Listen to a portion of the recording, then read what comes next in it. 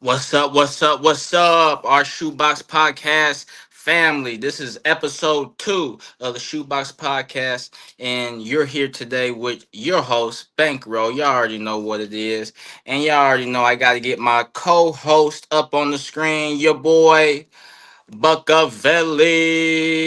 Yeah. What's happening, Buck? What's going on with you, man?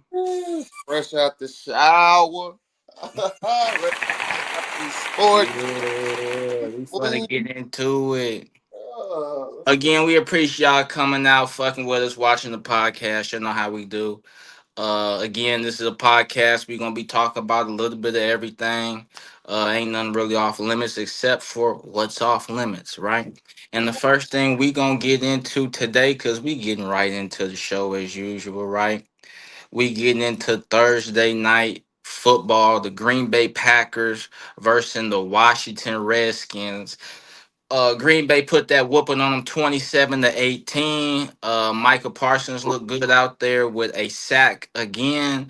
Unfortunately, Austin Eckler did tear his Achilles in this game, and mm, Jay McDaniels also perhaps has a sprained knee as well in this game. So, Bug, was you able to catch out that Thursday nighter? caught, man. If I did, I caught a glimpse of it, man. I, at the end of the day, man, that Austin Eckler idea. I'm looking at retirement at this point. He's an old Wow. back. He been through the league a little bit. Serviceable. But now with this and age, man, you know how that gets. Father time has no remorse on man. So That's a fact. That's a fact. I don't know, but the Jaden Daniels knee sprain is new to me. I didn't even know that. They're gonna have to treat cautions. Last time they had a quarterback like that was RG3, and he had that knee sprain, and he was a dual threat. So that hopefully it Yeah. don't repeat itself. But you gotta take care of yourself when you out there. Hopefully it ain't nothing too major though. You know what I mean? Right, right. Michael Parsons, man. Michael Parsons did his thing, man. He was solid in his debut, man. They come through with the dub. I love how Jordan Love was moving the rock out there. You know, Facts. I like it. I like it a lot, man. But that just sucks for him, James, man. I hope he gets better, get well soon, because he's a future of the league. So Oh yeah, that's a fact. Hopefully he gets his knee together. He's a young player and he's got nothing but the sky is the limit for him. So I mean that was a good Thursday nighter to start off week 2. Now y'all know, y'all see it. Y'all see it. I got another hat. Don't trust me. I got plenty of them. All right. So we got Sunday. It was actually a 4:05 game this time. I don't like when the Colts have a late game, but it is what it is. But we played the Denver Broncos at Lucas Oil week 2, 20-19. yeah. Buck, tell us, man, what was your opinion on them Colts? First and foremost, I want to talk about the referees because if anybody Yes. got seen that game and if you was watching it from beginning to end, you could definitely tell the referees were out of pocket. You know, Something was up. Something was up. pass interference, which I think came down to the last call of the game where they called the what was it? I believe somebody climbed over the lineman's back. I forgot what they called it, but basically, yeah, Yeah, leverage is what that they was call it. that was Leverage. that was hand in hand right there. That was a makeup call, honestly. But at the end of the day, man, yeah, man, the coach came through, and I'm surprised because I wasn't, the moves that they made and where we're at. You know what I'm saying? I loved it, but I just didn't like one move. But Danny Jones is coming through. What But what what move didn't you like? Daniel Jones, Oh, we're back to that again. Buns. We're back to God, Buns. How is he Buns? hold on. How is he I'm Bun? watching him, and everybody's seen it when he was Right. up there on the Giants. Buns. I mean, Yeah.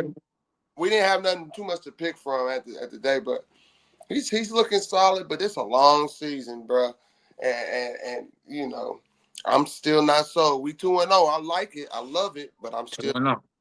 We got. I mean, I told you I was gonna get to week 4 on the decision with the GM, but you know I we mean, if they're 4-0 by the time we get to week 4, which is a very strong possibility. I mean, we're 2-0 for the first time since 2009, which we went to a bowl. Daniel Jones, in my opinion, has been playing lights out to me. right. Like Right. I've been saying, I didn't But expect for him to be like what he is, but I expect him to be decent. here's my thing though. Here's my thing. If they are 2-0 now, you can be 2-2 later. So That's a fact.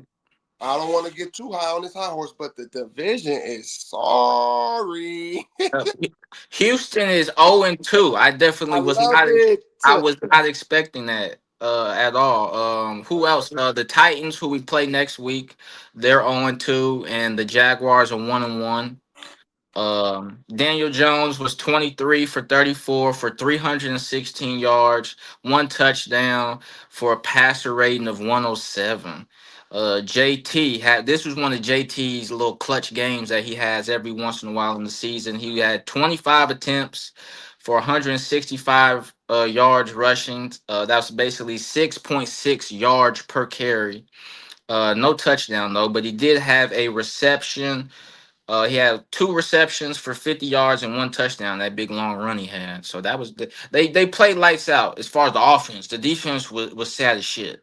Yeah, the defense surprised me because they started to take a regression. They took a step back, and they started to remind me of last year when they was playing that zone, five Yeah, yards, 10 yards off the man. You know, yeah. open it up for room to run. You know what I'm saying? And it's not what y'all was sticking to when game week one that we were just looking at that defensive stuff. Now, mind you, we do have a couple players out, Latu, I believe Ward, Yeah. but they'll be back and hopefully we'll get to that. But and then it was calling some flags on Howard that I just didn't agree with sometimes. Now he did get one pass interference. I can Yeah, about to say some was justified. Some was justified. man, hey man, they was playing with us, man. But we got hey man, they need to respect us at home, man. I'm telling the NFL right now, y'all need to respect the Colts at home, man. When it I comes mean, yeah, to because home, we played that one game with the Browns last season, and they was calling all type of wicked calls then that cost us the game. It seems I don't know what they got against us, but it's something. I don't know, man. I don't know. And you know, shout outs, RP Jim Irsay, man. I just can't believe we about to start this season without. But it Yeah, is what it is, and you know, shout out to his family. And you seen his daughter on there. She's checking everything, all the boxes. I'm making sure everything's going right because as she should. everybody's job is up for hire. You know what I'm saying? Everybody's. Every, Especially because me and you agree with Shane Steichen that last minute and 30 seconds at the fourth quarter to kick that field goal, horrible play calling. Absolutely. oh, what? Oh man, let's not even. Let's talk about it. Let's talk. Absolutely. It, Man, it was the worst play calling toward the end of the game I've seen in a very long time. You call I think it was six rush plays for not too many yards, and we got to settle for a 60-yard field goal? yeah, and what's up with this running the ball with the tight end and then running the option and then Yeah. Daniel Jones? Of course Daniel Jones probably came up with the I need to either keep it or let it go. But bro, come on, man, fourth downs, man, we passing up. You know, I always said this for years. I hate being a field goal first ass team, man. It just irks my fucking nerves because that's what the Colts always been. It's like the majority of my life. But shit, I'm tired of that, man. We need to get down there and we need to execute. Stop playing around, man. Get these calls Yeah. together, man. Line this shit up. I mean, you Like, could have called way better calls than that to get closer. Like, what are we doing here? yeah, man. It's ass ass shit. Had it not been for a kind of a petty leverage call for a 45-yard field goal that our kicker can easily make, it was a 60-yarder, and then we're sitting here 1-1, and really your job is up for hire when you make them type of dumbass plays. And then to go back what you said, Ursay's daughter, she's on that sideline checking out everything, seeing who's dumb, who's smart, what's going on, who's calling the right shit. And she's out there. I see she got some of that inheritance. She got that Cuban on. I saw that too. Hey, you know, Jim was out there, man. Jim's a man of many things. Oh yeah, he's been giving us some good voodoo lately. Yeah, hey, I think he gave the hey man. I think that hey man, when we was playing the Pacers, when the Pacers was in that finals, bro, I Yeah, it was a different turn of events. But unfortunately, man, you know, Therese Hallenberg gets injured, and he was go man. I every time I think about that, I just can't stop. Let's go back to what we're talking about because I'm gonna go I double. mean, y'all about to say that's a little off top, but we can talk about it real quick. If Tyrese don't get hurt, they win the chip. I'm gonna say that right now. Hey, Chip. it was up. It was up. I'm sorry. The Man. Pacers might have won a chip right there because the way Absolutely. he was executing and he was just dominating. He knew when to, he knew not to. And you could just see the game was flowing through him. Yeah. Like, hey man, he was ready. He was ready. He was war ready, and he came out busting ass. Pause. But And they would have got that dub. I feel that 100% because he was out there, like you said, busting ass balls, and he would have got them. He would have led them to the promised land, yeah, no question. but, But back to the topics at hand. We had some other games out there. We had the Eagles and the Chiefs. The Eagles beat the Chiefs 20-17. You got the Cowboys in a thriller kind of a game. They beat the Giants 40-37. We had a romp going against the Bears. Lions beat the Bears 52-21. Jesus Christ. Uh, those are a couple quick hitters. I'm gonna ask you what you think about the Chiefs. They 0-2 and they not looking good. What you feeling? You think the Chiefs? I don't think they even make the Super Bowl. it's Uh, time to build the Travis Kelsey era might be over. Um, uh, you might need to, if anything, if you want to say Band-Aid. I hate to say Band-Aid because I believe if they go after that man in Miami, Tariq Hill, Tariq, hmm, I believe that will fix and solve their problems and issues that they got now. You got that's you got was it Worthy coming off a separated shoulder? Uh, yeah. which is just mind blowing that you're gonna play. But we're gonna move on. You got, and I think also double back into Travis Kelsey. I think he's frustrated, and I'm starting to think he needs a new scenery. And I think Andy Reid and him is just not on the same page. But I'm gonna keep that on the side. Just gonna look out for that. Just look at that though for a little. I'm gonna say this is definitely Travis Kelsey's last year. He just looks old to me. Yeah, You yeah, know, to me, he just don't have the speed. He's just. yeah. You got a lot of these younger guys on defense locking you up. That's just what it looked like to me. Yeah, he used to be elusive, a little quicker than what he is. But as time gets up, Travis he's been an anchor for them for a long time. He's been taking hits, he's been taking blows. Right. Type. But I honestly think if he can, you can throw him on somebody. You can plug him in somewhere. If you're trying to get you got to rush, get a ring. You can throw him somewhere. I don't know where, but you can throw him somewhere where he make one more run for the bowl. You know, I think we're ready. I think he's also ready to move on from Kansas City if it came down to it, not willingly, but Yeah, move on as in file them papers and put them retirement papers in. Move on. He ain't going nowhere else. He's I think 36 he can go years old. somewhere. But I think he got a good 1 or 2 years left on him where he can go somewhere where it's a win now situation. Nah, if he got one more year in him, it's gonna be in Kansas City or he gonna file that paperwork. He already got Taylor Swift locked up in love. It's time to move on to other shit. He stays and they go for it with Worthy coming off that separated shoulder. I honestly think that they could do better with the defense, but Yeah. yeah, but And they got Rasheed Rice coming back after week 4 oh from his yeah, suspension. So that'll help out too. pop, yeah, something pop. I wouldn't count them out, but they just not the same KC that they used to be. So No, that's a fact. Now we're moving on, guys, to Sunday night football. Falcons versus the Vikings.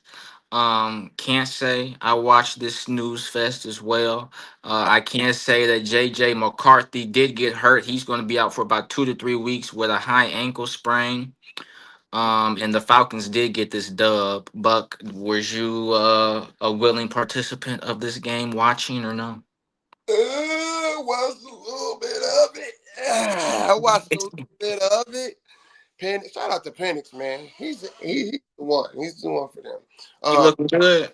yeah, he's solid. He's solid. I like how he kept his calm. He kept his cool. He was a little general.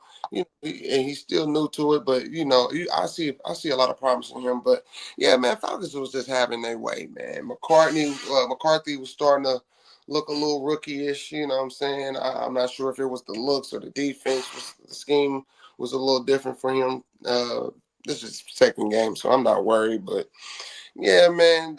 Atlanta dominated early, and you could just tell, and it was just string along. I think I took my eyes off of it about third quarter. I was in and out of it, but going to other games and whatnot. But yeah, man, Atlanta had that game. They was doing what they wanted to do. Yeah, they won that game 22-9, so it was fairly easy for them.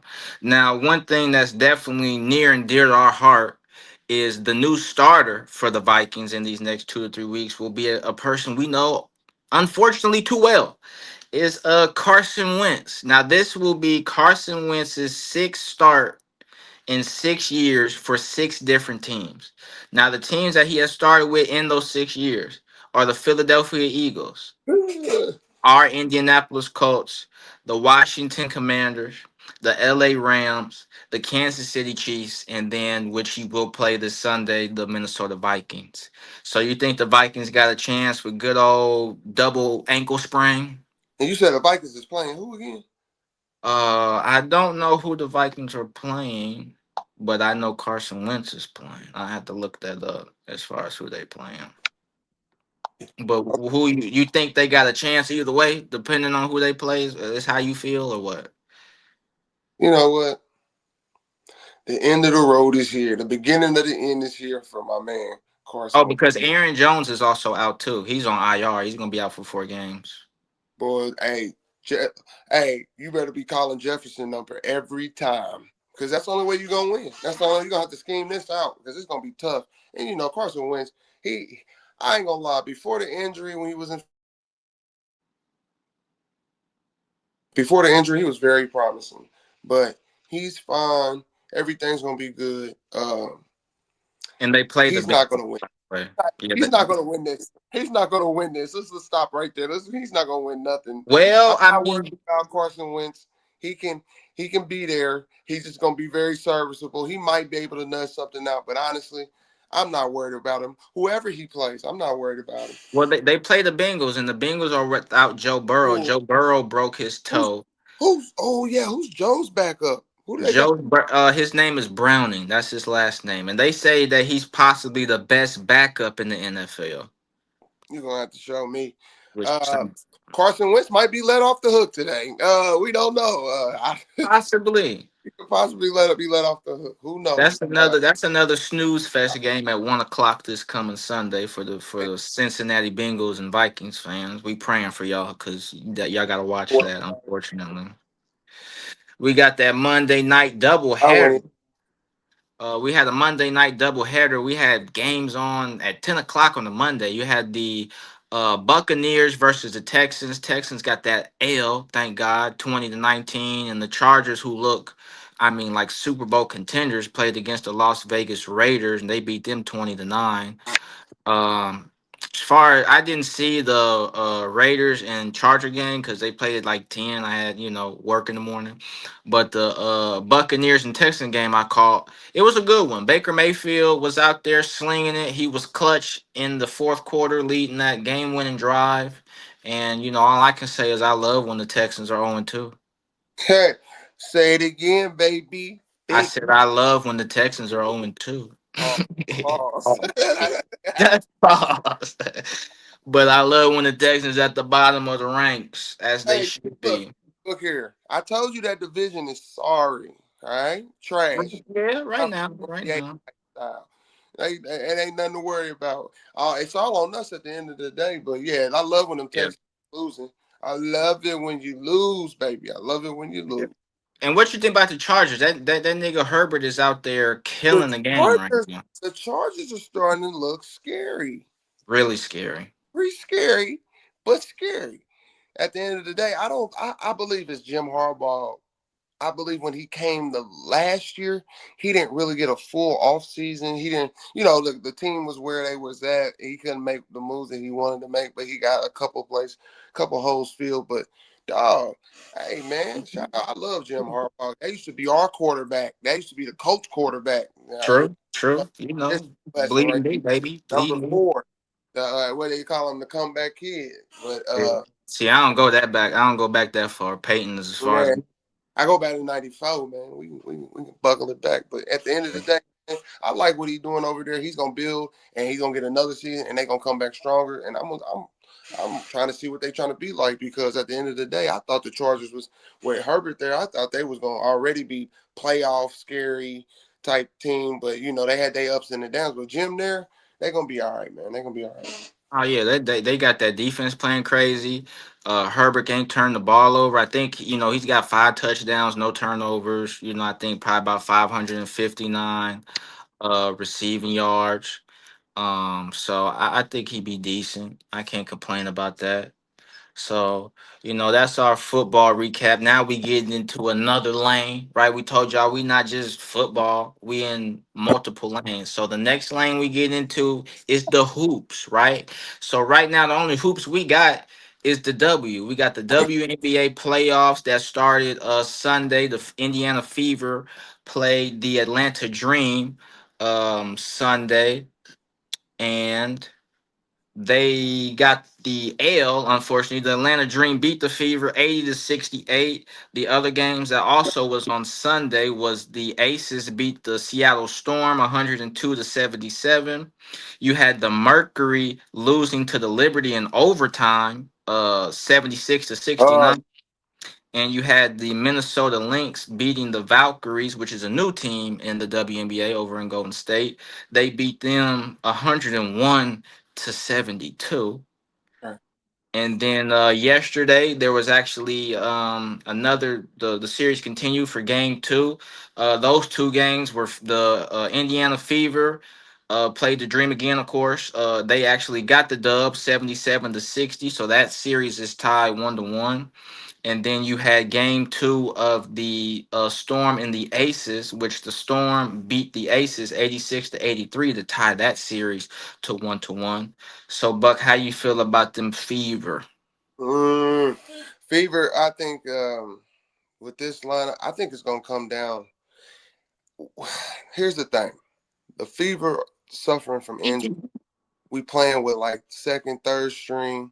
We short, so they came out on the first game. I remember watching them. They came out hard. They came out hard, and Yeah, after a couple calls, people getting, ladies being winded, just because of short rotation and whatnot. I think that's what doubted. But them coming back game 2 and taking that and tying it up, and now it's do or die at the game 3. I'm all for it. I love the women's NBA, man. It's shout out to the WNBA and those ladies out there, man. Everybody in front of the camera, behind the scenes, everything. that's But a fact. yeah, bro, I honestly, this could be a toss up. It can really come down to the wire, but Atlanta, I could see Atlanta not being no pushover. They're not gonna be a pushover. Clearly, they got some good 1 and 2s over there, 1 and 2 guards. I like, but yeah, man, it's a toss up because Fever got that dog in them. I want to see Kate. I want to see Boston, man. I want to say, man, they gotta let her because I always talk about how Fever need to put her in her natural position at the 4. So I feel like we got a center that we can push her over the 4, but we really got to play through her. And shout out to I believe what's our guard Mitchell. Yeah, Mitchell. I think her name Kelsey Mitchell. Yeah. Mitchell, yes, came She's been a through. dog for the team. I don't think if the Fever had Kelsey Mitchell on the squad, I don't think they would be as good as they are. And of course, they've had some injuries to some key players. I mean, Caitlin Clark, of course, is not playing, who was a super draw for not only the WNBA but also for the Fever. So I think if they had her, it'd be a whole different story. They said she was gonna play in the playoffs, but maybe in round 2 if they make it. Round 1 of the WNBA is the best of 3, so you have to win 2 games. So they're tied up. So we shall see how that shit go. Do you even think Caitlin Clark comes back to play? You know what? We're just down in. If I'm the organization and I'm running that show, Mm-hmm. let her ride. Let her ride. Let it ride. I would try to see, but I wouldn't. I don't want to push it because I'm thinking for the future. When you got your star player coming back from a groin injury, and Right. that's a tricky injury. So I would just honestly, I would let it ride until our team's 100% healthy because we got other injuries. So until our team's 100% healthy, I don't want to be going in there and throw her to the fire, and she's coming out for this injury, and she's not in all the way tip top shape because she couldn't move. And then you got her out there probably potentially risking a bigger injury behind it because, when you got those type of injuries, grind, ligaments, you don't trust it. Then you try putting more weight on something else, and then it's a trickle down effect. So I wouldn't risk it. I would just let them go. And if round two comes about, which I believe so, then we could talk about it. We could talk about it, but we're just missing too many other pieces. Yeah. I don't think it's safe. Yeah, and she had an injury before she even went out with the growing injury. She had, I forget what that injury was, but it ain't, we seen Tyrese blow out his Achilles here in Indy, and the Pacers next season are not going to be as good as they were this year. So we don't want Caitlin to further herself injury to where next year it's a snooze fest with the Fever as well, because they've been on the upcoming. Jersey sales are up, attendance is up, and then ticket prices are up. So they Yeah. gonna need to make sure Caitlin shows up. And then sticking in the WNBA, we're going to their CBA negotiations. Now it's said that I don't want to get her name wrong, but y'all know the president of the WNBPA for the women's basketball. They're in a CBA contract negotiations right now, that and their contract ends at the end of this season. And what's going on right now is that some of the WNBA teams are unwilling to share the growth that is driving the NBA. Teams want different percentages, and they want their own percentages of sales, jerseys, and things of that nature. Now, there is a possibility of a work stoppage if the two sides are unable to come to terms. We all know that for their All Star game, they wore those "Pay Us What You Owe Us" shirts, which some people felt was good, and some people felt were bad. But right now, the league is kind of unwilling. I think right now the revenue share for the WNBA is about 9%, and the WNBA is not trying to go too much higher than what negotiated terms are. They're not telling us what the negotiated percentage is, because what they have coming is, like we mentioned, the Golden State Valkyries, whose first season was this year. They're actually in the WNBA playoffs this year, and they've got a few other teams coming in the following years, as in the Toronto Tempo and the Portland Fire will play next season. They will start their seasons next season. They're having a Cleveland team in 2028. They're having a Detroit team come in 2029. And they're having a Philadelphia team that will begin their season in 2030. So even though they're negotiating, they're still trying to keep, the league is trying to keep as much money as possible, because they got all these new teams coming in. They got to have the money for it. So, Buck, how do you feel about this CBA for the women? Do you feel like, how do you feel? Um, it's gonna have to come down to some type of I don't want to say archetype or some type of foundation where you know this is the criteria for owners. This is the criteria for the league. This is criteria for the players.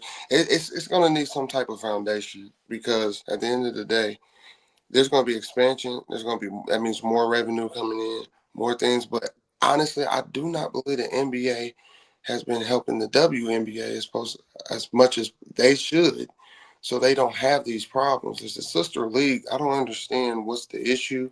You can you can really get by and help them out with just a portion of a endorsement or deal or something, just to feel this because it's going to grow, it's going to pop. Women's sports is in and it's here. So Right. today they're going to have to come down with some type of criteria and standards and going forward to set this up and do it the right way and not cut corners, especially with these players coming in, more talent, better talent, building the brand is moving up. They're getting their word out. And also, I want the NBA to stop playing with the WNBA and start marketing them right. If you care and you love it so much and you're all for the world, kumbaya, start marketing them just like y'all market yourselves. Market them correct because women's sports don't get marketed. you don't even know sometimes the game is on because they That's don't a fact. That is a fact. perform. That is a fact. They definitely could do a much better job at marketing. And like you said, sometimes you don't even know the games are on. Like we don't even know that they're in the playoffs. It's just not marketed enough. Like, I mean, ESPN loves to talk about the Cowboys. For what reason, I have not a clue. But when you got 31 other teams to talk about, other sports to speak on, I mean, even right now, they're not even talking about the results of the WNBA playoffs, which is wicked to me in itself. But yeah, they could do a much better job. And the Yeah, women deserve to get paid, more. Now, do they get to be paid astronomical numbers? You get what you get paid how much is put into the league. So, however much money we get, and that's as much as we can go up, and we can't bankrupt the league. So, I mean, that's extremely important because you don't want to pay all these players and then look up and now the WNBA is out of business or whatever the case may be. yeah, it's all right. And the pay on us, people think, oh well, the women are gonna get paid as much as the men. And that, now, as right now, if you technically, if you're being realistic, that's not gonna happen right now. There No. can be a time where they get paid as much. Yeah, it could possibly get to that point. Of course, that's what they're shooting for. But I don't think it gets to the as long as point it's of the up, men's pay. But I said long I don't think it gets to the point of the men's pay, but they can get paid decently. yeah, they can definitely get paid what their worth is. And I can see if it's always going up, then it's always hope and belief that it can happen. Yeah, that's a fact. I mean, they just got to do better at marketing. I mean, I didn't like the pay us what you owe us shirts. I felt like that was a little kind of disrespectful because you getting Hey, paid coming to the league at the end of right. the day. But here's the thing too, though. We don't know. We don't. We're not there. As you know, women don't get the type of attention that the men get on and off the court.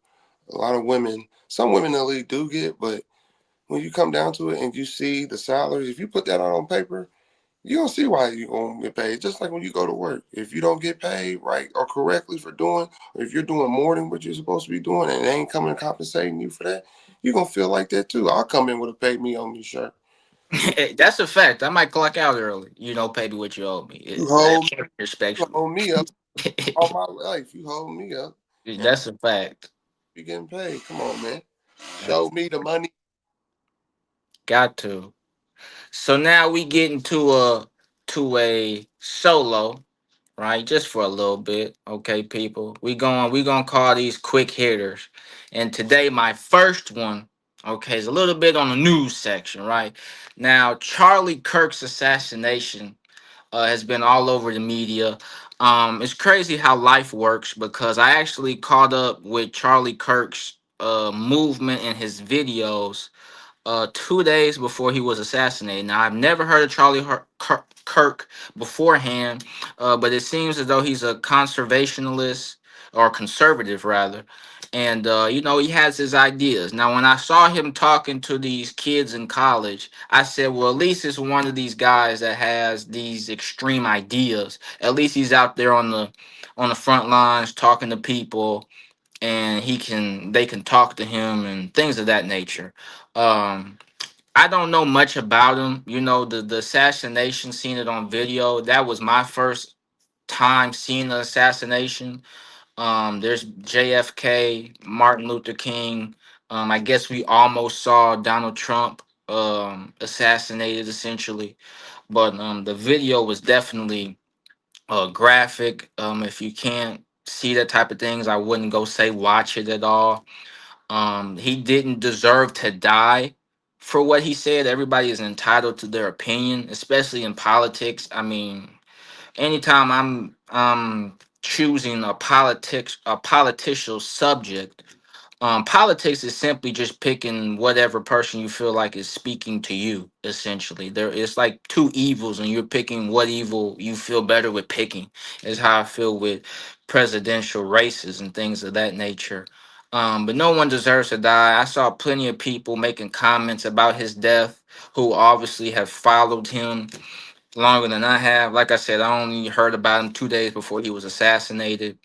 He was talking about he was at a college speaking on trans people and how they felt in their rights and things of that nature. He had some very extreme views.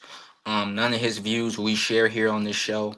But I think it was just crazy how a lot of people felt as though he should have died and condemned it and things of that nature.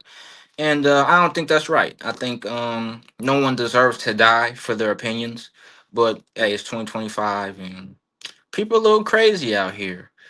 All right, so we're gonna get off of that, and unfortunately, we're gonna go. I'm gonna talk about this. We're gonna bring Buckavelli back on the screen for this one here. He may have an opinion on this one. We're going to talk about Trey Reed, who was hung from a tree down in Mississippi. Um, Unfortunately, this young man has lost his life. He was hung from a tree. The police say there was no foul play involved, which is crazy to even hear because how are you gonna hang yourself from a tree? A lot of people love to talk about Charlie Kirk and his assassination, and it was all over the media. But nobody is giving Trey Reed his just due. We're gonna say rest in peace to Trey Reed, and hopefully they find out what happened to him. But as we know, as black men in America and just black people in America, period, our murders are not necessarily dug as deep as others.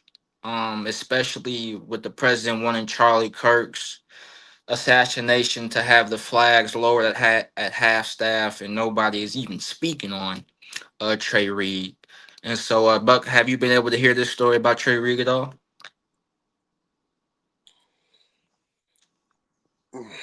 Man, yeah, I heard about it. I read about it a little bit, but it's not the it's not the first. It's one of many heard and unheard stories.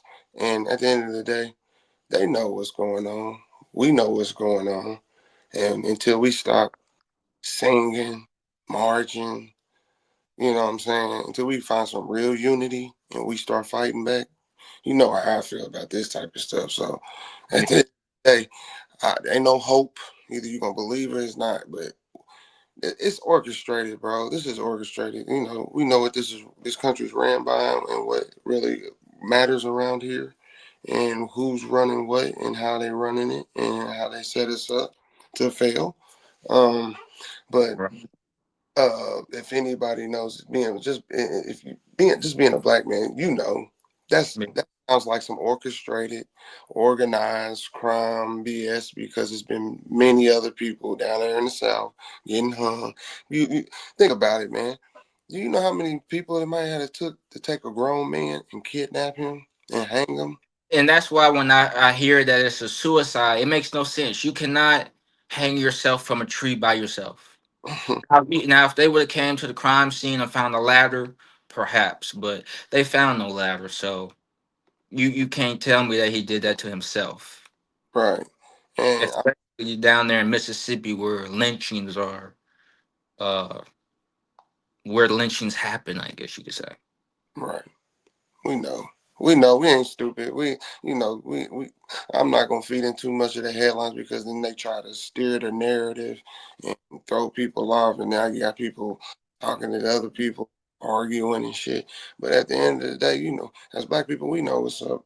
And like I said, until we stop fucking marching and praying, we're gonna have to start loading up. Doing something, doing something. Yeah, we got to load up, protect, and pass down this wisdom. Stop gatekeeping knowledge. Stop charging each other for knowledge that you know what I'm saying? Like, black people, we really got to break down that unity. But that's a whole nother story. But at the end of the day, that's BS, bro. That's bullshit. And we, Yeah.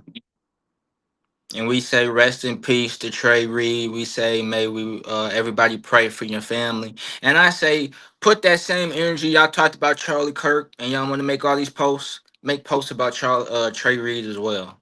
hmm And so now we gonna get off of the politics. We're gonna get into some crazy stuff that actually happened today. Something a little funny. We're gonna talk about Adrian Broner on It Is What It Is podcast being completely out of pocket. All right. Adrian Broner was on It Is What It Is podcast, and he was, as he said, he's memorized by stat. He was so out of pocket, and Cameron had to tell him multiple times to, hey, bro, chill. till he didn't, to where they kicked him off of the show, paid him for his time, because that's how real of a nigga Cameron is. He gonna still pay you for your time, but you gotta go because we not for the sexism And it, and, and symbolizing women. So I especially know. you love they stats like a sister to him. So Right, right. And you got to protect our black women because not too many yeah, people do it. And if she's uncomfortable, as mm, men, it's our job to step in and be like, hey, bro, you tripping. Like, this ain't and, even that. Like, you got to chill. And her dude was there. You lucky. I yeah, know he Adrian Broner, but her dude might have got with him. He might have lost, but yeah, but he that's probably what get with him. that's why I shout out Cameron because he handled the situation completely correct, man. He ain't missed a step and he kept it cool and kosher and diffused the whole situation. So shout out to Cameron and Mace. You know what I'm saying? So Yeah, that's what real I niggas would do, want one man. of my niggas. I would want one of my niggas to tell a nigga to keep talking to my girl whether I'm there or not. You know, Right. chill. You should want your niggas to do the same thing, nigga. That's Shit. the fact. Talk And he about was out of pocket. Like you uh, make because you kept saying it, uh, like, oh, stat hey baby. man, AB be on he be worried about these. He be like he loves the bitches. I'm He sorry. do. He do. He be on He he he be be a on Instagram wilding. horn dog. He a horn dog. Yeah, that's a fact. And he be on Instagram with his stories on all type of shit. Like, Wildin'. Wildin'. So shout out to AB dog. I fucks with AB, but you yeah, he good boxer. We ain't seen you box in a minute, but you was good when you were at the top of your peak. But you can't be out of pocket, man. You know, we gotta protect our black women, and we can't be sexualizing them so much. He said, "Damn, I can't believe you look this good in person." we should all be able to sit in the room and know how to how to act. Yeah, know how to act and chop it up. And especially talking about niggas that don't know how to act. The next last quick hitter is Dame Dash's interview on the Breakfast Club. Now this is another nigga out of pocket. Turns out everything he said on the Breakfast Club was a lie. He's not the chairman of Revolt. He ain't doing this or that. He was some lady he was talking about on the Breakfast Club. She came out and said she made him or he made her uncomfortable, and she was gonna spill the tea when she got to the Breakfast Club. I ain't Dame Dash is not my era. I know that's your era. All So of I'm gonna let you speak on Dame's decline in life. uh I ain't gonna hold on. I ain't gonna say decline in life. I'm gonna take that back. I'm gonna say Everybody just has back whatever he going through, rather. yeah, Dame was definitely my era, but in real time though, he's a Harlem legend. Manhattan is what they call it now, but he's a Harlem legend. Like no games aside, like he's really, he's embedded in Harlem forever. But it just sucks how shit's going for him and how shit's playing out. I guess it's a little bit of karma, but I can't speak on that. I don't know that. I don't know exactly what happened. I wasn't there all the time. You know what I'm saying? So, but I want Dame to bounce back and get back to what he used to be and what he is. But at some time, man, it's just time to. It's life. Life is a motherfucker. It'll break you if you let it. But shout out to Dame. Shout out to Cam. Shout out to Mace. Shout out to Harlem World. You feel me? But Shout out to the H to the a le- Harlem. Dame's still a legend in New York. But it's just sucks. It just sucks how shit is playing out. And I Yeah. hope.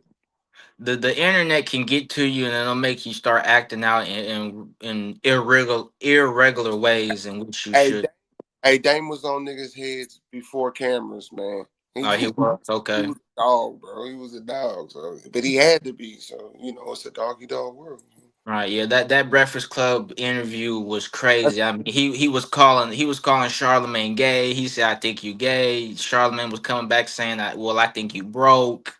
You ain't got nothing going." So I hate to see our black men on there arguing, acting the fool, but it was great for comedy reasons. Get a good laugh off at least. yeah, but that sucks. We got to be better black people. We got to do better. Now we switching off to another lane. We going NBA latest news, baby. Now the NBA training camp starts in September 29th for some teams, which is basically I think it's next week essentially. For some squads. In the news today, we had Anthony Davis perhaps might not be ready for training camp due to his eye surgery that he had in July. You've got well, how do you feel about AD's eye? Detached retina, man. That's a. I ain't never had it, but that sounds crucial. So if you can't a detached retina, man, that's gonna take a minute. And AD gets poked in his eyes a lot. A lot.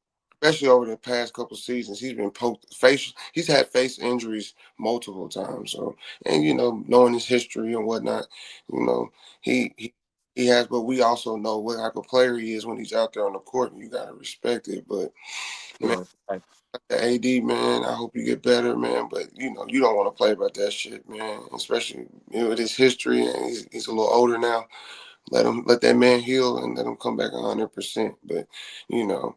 Ain't no rush, because Kyrie gonna be back hopefully soon. I don't know if it's gonna be this year, but it'll be in January from what they saying. I wouldn't rush neither one of them back because they got a solid team. But we gonna see how it plays out because you got D'Angelo Russell, you got Cooper Flag, you got Lively, you got Gafford. You still got PJ Washington, Klay Thompson. They still got a decent. They can do something. They can do something. They can hold the ship afloat, I should say, until it's time. Facts. Now Kyrie comes back in around January, so I think they'll be okay. I expect the Mavs to be a decent squad. I expect them to be pretty good. Um, top five, top six, as long as they healthy. To be honest. Yeah, yeah. You know, And then also in NBA news, you got still Jonathan Kaminga is still unsigned. The Warriors have given him an offer sheet of 3 years, $72.5 million.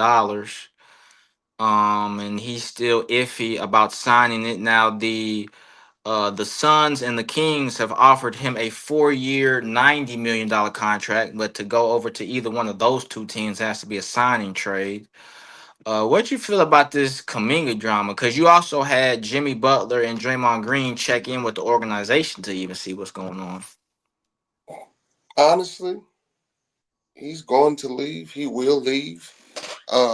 That's what it's gonna come down to. But he's playing it right because what they really gonna do, they gonna lowball him. If he take the offer, then they gonna trade him somewhere, and then when he get traded somewhere, he ain't gonna be able to, get the money that he's gonna be worth at the time of the trade because he's stuck at a contract. So probably him taking that 1 year with Golden State and duking it out like that, and then probably walking will probably be his best shot. Or they could possibly trade him, but that no trade clause that might be put in there is going to be ugly because that's going to let But Jonathan, man, they got to free him. Man. I don't understand this, man. He could have been played. I don't understand Kerr in this particular situation, but uh, you got Steph Curry at 36. You got what Draymond 37. What Butler's 36, 37. Man, you gotta have some youth out there, man. And I'm not sure, I know they need a big and whatnot, but you gotta have some youth out there, man. So they might want to play this the right way, man. If I'm gonna play it the right way and get what you're worth. If you're not gonna separate ways, if you're not gonna meet up. But if I'm Kaminga, they do want to play hardball. I'll take the 1 year with the no trade clause, control my whole situation, and then I'll step out and get what I'm worth. I'm banking on me. Yeah, because I mean, at this point, dog, you should have been signed, and that's what's holding up a lot of other free agent moves. That's why Al Horford is not signed yet because they trying to get that contract in the cap so that they can figure out how they gonna pay him and even maybe some other players because their team right now they got they don't have enough players at this moment. You know what I mean they only got about 10 people on the roster, maybe even nine, so they So, got to figure that out quick. mhm. Like I said, some training camps start next week, We so got center position filled too. yeah. Well, I think Horford will probably be in that center position. He's older now. I just don't want to keep running him. He might be he's gonna be serviceable, but he can't be starting. What you got? Two other people over 35, three other people on the roster starting over 35. Older squad. You got like you said, you got Jimmy, you got Green, and you got Curry all over 36 at least, 35, 36 at Press least. button, Golden State. You better trade that man. I love for LB to be on the Warriors. And speaking of Lakers, we got the Andrew Wiggins trade. The Lakers are looking to add Andrew Wiggins to the squad for perhaps Rui Hachimura and some draft picks. Um, do you feel like you like that trade? You can take the draft pick out. You can take the draft pick out. We can do Rui Hachimura and a couple expiring deals. Maxi Kleber, Vincent, or just Vincent and Rui Hachimura. But that's the only way I'm doing it. I'm not including it. He doesn't move the needle for me to include a draft pick. I just think people being greedy at that point. But yeah, man, just give me that straight up. And if you can't do it, I'd rather keep on Rui Hachimura because Rui Hachimura, his numbers is great. He's shooting great from the field. He's shooting great from threes and on open. When you got Luka collapsing the defense and you passing it back out, he's knocking it down about 40 something% of the time. So from three at that. So he's good, and he got the mid-range big body, but we're missing that defense, and Andrew Wiggins answers that. But if you get Andrew Wiggins, is he going to be locked in as he was when they went on that 2000 and I believe 22 run when they was against Boston? Oh, Because with the Warriors, yeah. when he was locked in, it was a different team. But sometimes he kind of ways away and he just be out there sometimes. But you gotta think about 3-point shooting, spacing the floor. Of course he can do that and he can attack also as well. I think he's a better uh, player attacking the rim than Rui Hachimura, but Yeah. Rui is also serviceable. And when it comes down to it, I give you a couple expiring deals, but I ain't give you no draft. I ain't give you no first round draft pick. I think it wouldn't be no first. I think it definitely be, they love to throw like two twos in there type shit. I think at the most, that's what I'm doing. Cause we talking first round draft pick. I can go get somebody else Yeah, for that cost. 30, and he gonna have more money coming into the next year where the Lakers want to be free of money as much as possible with the contracts of Luka Doncic and rebuild, really calibrating his team to Luka and having it be his team after the LeBron post era. You know what I'm saying? So Right. Yeah, we got a lot of that, and then we got this Kawhi drama that's still going on. So right now, Kawhi is being investigated, and the Clippers are being investigated for a company called Aspiration, which is a tree planting company. They say that he was paid perhaps under the table or added to his salary to circumvent the salary cap. Also, I mean, it's just hell of news about Kawhi. You got the Clippers are saying now they're not going to be building around Kawhi anymore, and then you also got I spelled Kawhi all types of wrong, but uh, they're not going to be building around Kawhi anymore. And also, the Clippers trainers are also upset because they're not really able to help Kawhi as far as the health goes because he has his own health team, and the Clippers feel some type of way about that. So a lot of people feel as though when Kawhi's contract is up, he will be going elsewhere. shit, he's 37 right now, ain't he? Like 36, 37. 36, yep. Yeah, I don't know, man, but it's not looking good in this aspiration company. All this is news to me, but seeing the backlash that's going to happen if this is found or proven guilty, uh, the voiding of Kawhi Leonard's contract, the lottery picks that'll be taken from the Clippers, the fine to the Clippers, the fine to the owner, the what I want to say else also money that has to be paid back from if Kawhi had took any money from Aspiration, he has to pay back. Also a fine on him. Also him not being able to sign back with the Clippers after being the contract being voided. So this is something we just have to watch and look at carefully because it happened for a reason. Something happened, and I remember going back when Kawhi was a free agent when we was trying to get him at LA, and his uncle was representing him, Uncle Dennis, and Uncle Dennis was asking for all these things, and now I'm looking at it, looking back at what he was asking for, and some things he was asking for was crazy, wild. Oh So yeah, he was asking for legal. jets and private this and private that. Yeah, so we gonna see how this plays out. But you know, it's not a Clippers town; it's a LA thing, a Laker thing. So they ain't never been nothing, ain't gonna be nothing, and we just gonna keep on winning over here, man. We're just gonna keep winning over here. Yeah, that's all we can do over here. I'm not a Lakers fan. I'm a LeBron fan, and that's where we at right now. And we're gonna try to make it do what it do. They got a good little squad, so we'll see what happens with the Lakers and see what happens with the Clippers. But you alluding to them possibly getting or gauging for something to happen with Kawhi Leonard or anything, just lets me know that this might just go left. And I'm not sure what else could happen possibly behind this with the Clippers because the Clippers been the first owner, um, um, the first owner was wild. Now this with the second owner. Hey man, I just say man, send that team to an expansion team, man. Go send them back up, send them up to. I mean, they got their own stadium now, so they sells they their own entity at least. They got to share a stadium with Yeah, nobody, so. you right, you right. Yeah. So that's what that is. All right, we gonna end the show off, gang, with boxing news, right? So right now we've got Jake Paul and Tank Davis. They were supposed to be fighting in Atlanta on November 14th. Like I said, in Atlanta, but it has been moved today to still November 14th, but it will be in the MIA in Miami in Skyami. I don't know what there. As I can see by your hand gesture, you're not fucking with this fight, and neither am I. I think this is horrible. I think it's fucking delusional because now we're crossing Instagram stars and YouTube stars with real boxers and alluding and destroying the legacy and tarnishing shit. Like it's sad, man. It's sad. I don't know who the gatekeepers is in boxing. That's your more criteria, but shit. At the end of the day, bro, don't nobody want to see that little ass boy fight that little ass man. Like, what are we doing here? Like, Yeah. fight that you was ducking. Fight the fights that the people want. I said at this point it should be like a what's that? What's that?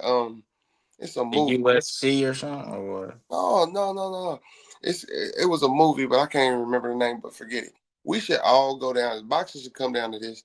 We should do a world poll, and whoever the world votes for most that they want to see, that's who fights. We need a global federation of boxing, and when we pick the players, the fans pick the fighters. I think that'll be more. If you want to revive boxing, I think that'll be better.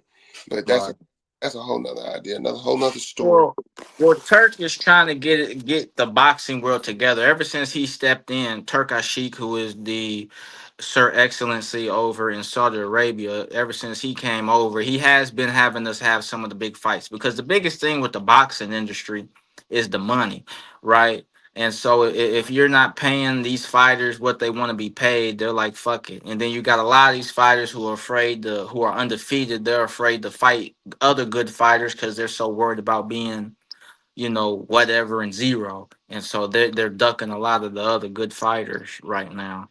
And so that's what's good. And then why this fight was moved from Atlanta to Miami is because this. First of all, this fight might not even be sanctioned, and so they moved it over to Miami to see if it could be sanctioned in Miami because, as you said, it's one bigger individual against a smaller individual, and I believe that the pound difference is about 80 pounds. It's something we've never seen before, Yeah. right? You talking about Jake Paul is Hey, probably like a slight heavyweight type shit. hey, man, this is the same man that fought Nate Robinson, man.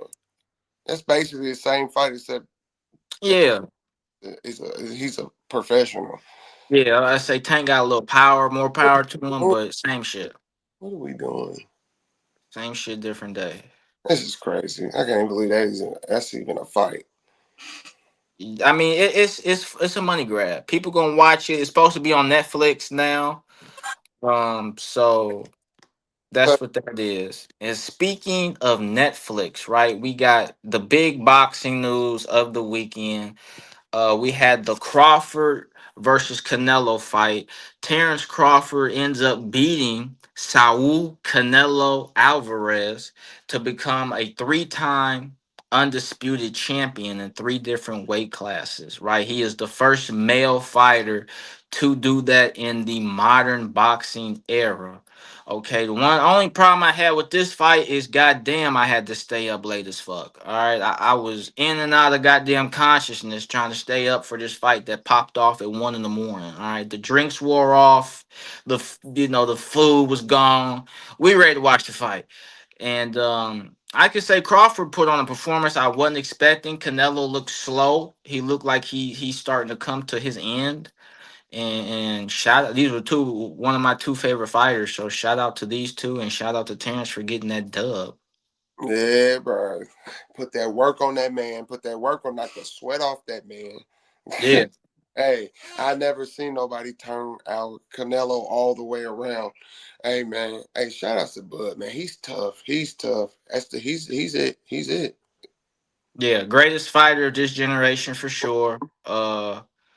Yeah, that what you speak about, that's a meme now of Canelo turning around looking at that nigga like, damn, you Canelo trying to that. hit him, and when he did land, he shook it off, and he was just getting jabbed, hooked.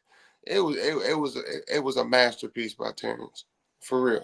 It was. So shout out to Shout out to Terrence. I mean, putting him. that whooping on Canelo. A lot of people didn't believe it. I'm one of them. I thought Canelo would definitely get this dub. But Canelo's performance to me, he looked slow. He wasn't jabbing. He was throwing all power shots, and then you had Crawford out there jabbing him, moving around the ring. He had, like you said, a master class. Yeah, it's a matter. Bro, I loved every bit of it, and even it kind of sucked because now looking back on it, like Canelo didn't, like you said, he wasn't following up. But at the end of the day, man, Bud laid it down. He laid his foundation down, his legacy. He let the world know he's here. He was classy, and shout outs to him coming out with the Desperado entrance. Man, that Yeah, was I that think that was that was something that even Floyd pulled out coming out to some Mexican music, even though it was a Mexican holiday. homage Uh, though. I don't think that was disrespectful. He was paying homage. That ain't no disrespect, but that was classic though. I didn't say it was disrespect, did I? I No, just I'm said, talking about there's a lot of people out there that think that was kind of disrespectful to oh, take ab or whatnot. But that was nah, I thought that was that was, hard. I thought that that was that shit was that you mean business. yeah, that was cold. But Yeah. uh, So, speaking on these two, Canelo and Crawford, their next fight. For these two individuals, I feel like these two could honestly hang it up. I mean, I don't see damn, nobody that could fuck with either one of these two, to be nope. honest. I'm the same way, bro. Hang it up, bro. I mean, like, what else is who else is out there? Who could it be? Nobody, to be honest, nobody. I mean, as far as Crawford, nobody. Canelo needs to stay as far the fuck away from David Benavidez as possible because David Benavidez has the more power and the same Yeah. boxing style as Bud. Stay away from that man. Stay away from that man, boy. Danny, baby, yes, boy. Yeah, the Mexican monster is really a monster. And as far as Crawford, unless it's a rematch against Canelo, I don't see nobody else. Mm, I don't yeah, see nobody else. I don't see nobody. Ain't nobody stepping the bud. So Nah, because you had Jerron Ennis who was trying to talk that talk to him beforehand, and he's not on Crawford's level at all. So nobody is. nobody, absolutely nobody is at all. Yeah. So that's that, people. We appreciate y'all coming out and watching another episode of the Shoebox Podcast. We will be back later in the week for episode 3 of the Shoebox Podcast. But again, until next time, peace.